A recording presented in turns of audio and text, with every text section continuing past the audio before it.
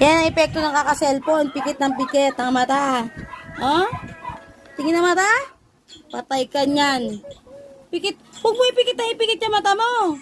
Tama na yung cellphone. Tingnan mo, puyat ka ba? Cellphone, last. Tingin ka sa camera ni Mama April. Tingin ka dito. Hoy, tingin ka dito. Kukunin ka yung cellphone. Hoy, tingin Oh. ka dito. Shout out to, Papa Victor, oh. Tingin ka muna dito, Papa Victor. Ito, tingin ka dito. Hello. Hello ka. Hello. Hello. Hello ka pa. Wala ka. Antayin natin si tita. Kaya sige tayo. Kaka-cellphone mo yan. Wala kang alam sa nangyayari sa'yo. Ha? Ito yung mata. Yan, kaka-cellphone mo yan.